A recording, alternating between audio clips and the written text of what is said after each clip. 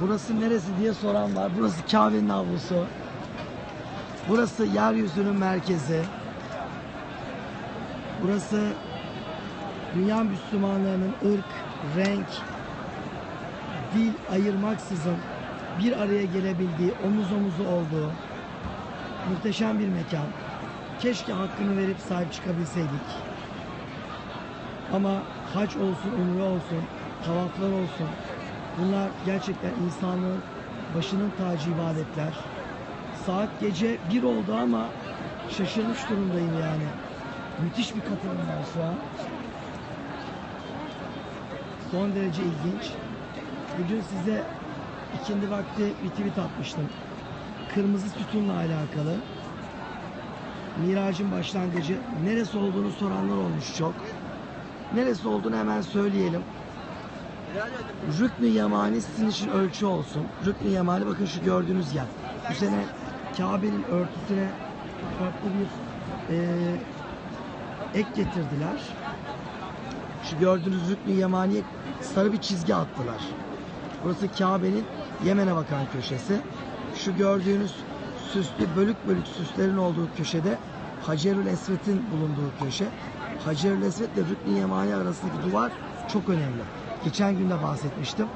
Peygamber Efendimiz Aleyhisselam'ın namazlarını kıldığı köşe. Duvar daha doğrusu burası. Hem Kudüs'e dönüyordu hem de önüne Kabe'yi alarak ibadetini yapmış oluyordu. Burası bu nedenle son derece önem arz etmekte. Ben size kırmızı sütunu göstereceğim. Rükn-i Yemani'nin çaprazında olan bir yer. Son derece önemli. Bu detayları sizle görmeye çalışacağız. Evet, yanımda kıymetli bir hocam var.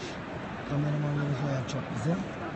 Hocam, şimdi oraya doğru gidelim isterseniz. Hatta önce bir kameradan göstereyim ben şöyle. Bakın, kırmızı sütun nerede? Rükn-i Yemani'yi gördünüz. Rükn-i Yemani'den bakın şöyle geliyoruz. Kırmızı sütunumuz bakın tam şurada. Gördünüz mü? Yani Peygamberimizin Miraç çıktığı yer. Miraç çıktığı yer. Bu bizim Mekke Medine kitabı var. Hazreti Muhammed'in hayatı Aleyhisselam Mekke Medine. Orada onu göreceksiniz. Hadi oraya doğru gidelim şimdi hep beraber. Evet. Kabe'nin avlusundayız. Yeniden hoş geldiniz. İnşallah bir gün siz de buraya gelir, burada olursunuz. Ben de yarın Türkiye'ye dönüyorum. Buruz. Bu gece bizim veda gecemiz. Yarın Türkiye'ye döneceğiz çünkü yapacağımız işler var. Ama gönül de buralarda olmak istiyor çünkü burada her ibadet 100.000 karşılık buluyor. Hadi gelin kırmızı sütuna doğru gidelim.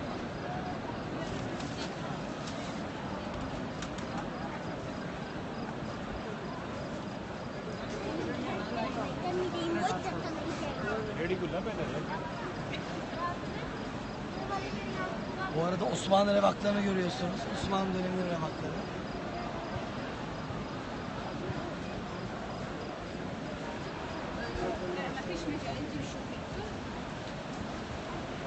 Gördüğünüz revakların sütunları Abbasilerden kalma.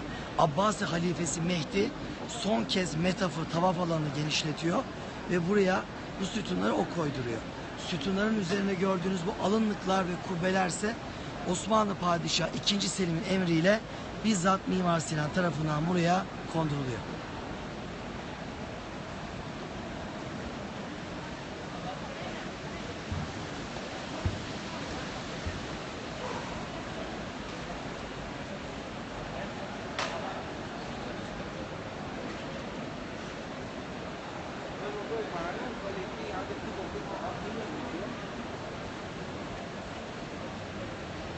Şu an bulunduğumuz yer Kabe'nin avlusu. Mekke'deyiz. Bakın Kabe'yi bir görelim. Gördüğünüz gibi Kabe'nin tavaf alanında biraz daha kenara doğru geldik. Ve burada bulunuyoruz. Hatta şöyle bir oturalım isterseniz biraz. Burada konuşalım. Şimdi Miraç hadisesini bir hatırlayalım yeniden. Miraç hadisesi neydi? Peygamber Efendimiz Aleyhisselatü Vesselam Miraç'ta 2 tane olay gerçekleştirdi. Birincisi İsra, gece yolculuğu. İkincisi de Miraç, yani göklere huruç etti ve Allah-u Teala ile görüştü.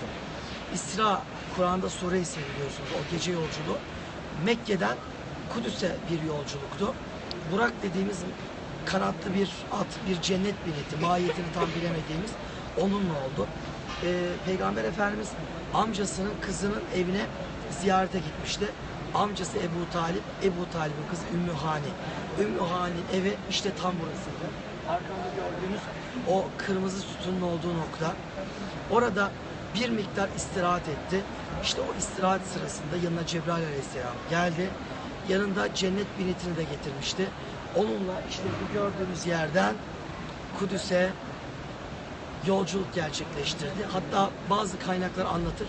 Bu yolculuk sırasında birkaç makama uğruyor. Hazreti Musa'nın kabrine uğruyor. Hazreti İbrahim'in Halil'deki kabrine uğruyor. Ve sonra da Burak Mescid dediğimiz Kudüs'te Mescid-i Aksa'nın batı duvarı kısmı. Burak'ını oraya bağlıyor. Kıble tarafına dönüyor. O rampadan avluya giriyor.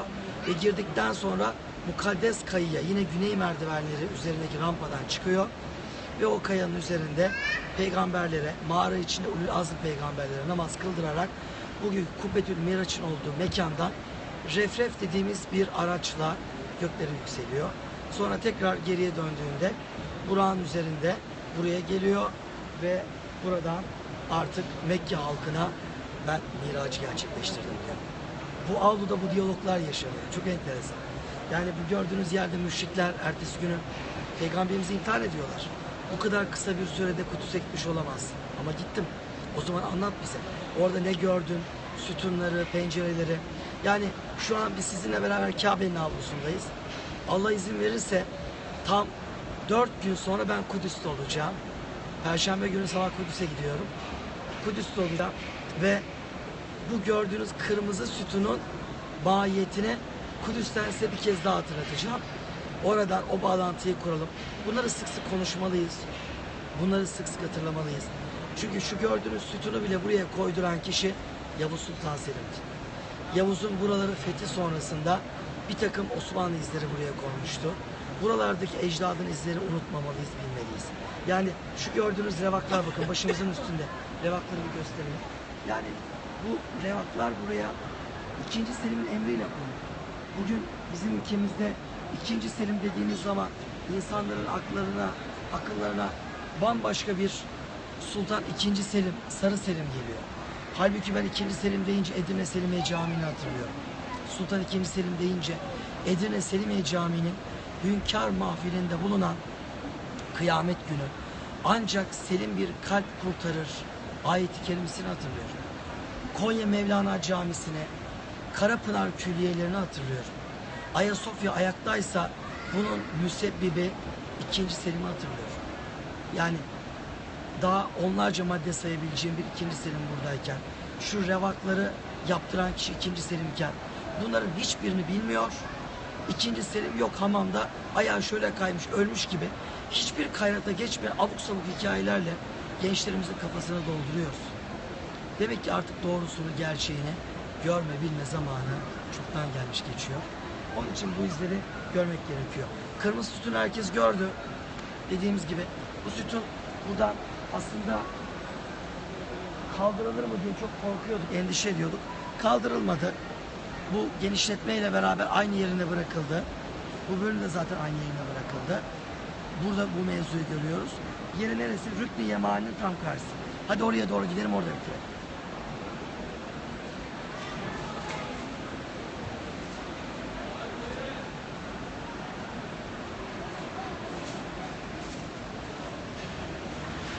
Oh, zemzemle abdest oluyor delikanlı, görüyorsunuz bakın. Şu periskoptan maddenin nakli olsaydı şuradan size bardak bardak zemzem ikram etseydik ne güzel olurdu.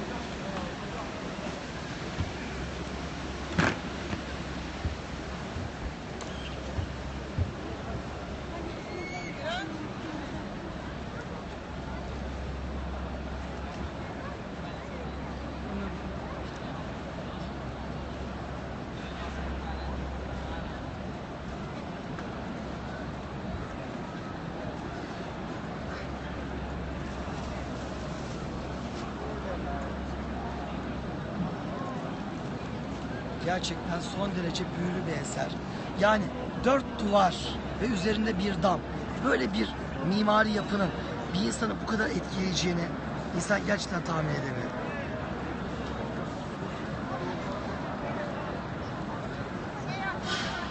Evet, bu gece bizim veda gecemiz. Yarın vatanımıza, ülkemize, Türkiye'mize dönüyoruz. Yapılacak çok şey var. Dediğimiz gibi sizler de ana vatandan, son karakoldan, ülkemizden dualarınızı unutmayın. Bizim de hep aklımızdasınız. İsmen olamasa da. Emin olun sizleri genel bir duada burada sık sık anıyoruz, haberiniz olsun. Çok teşekkür ediyorum. Medine'den bu yana yapmış olduğumuz yayınlarda bizi hiç yalnız bırakmadınız. O periskoplar yayında, Medine periskopların hepsini YouTube'a yükledim. Mekke'leri yükleyemedim. Burada biraz sıkıntı var internette. Türkiye'ye dönünce onları da yükleyeceğim. Oradan takip edersiniz. Şimdi sizi Kabe görüntüleriyle baş başa bırakalım. Bu mukaddes topraklardan, Mescid-i Haram'dan, Beytullah'tan hepinize hayırlı geceler diliyorum.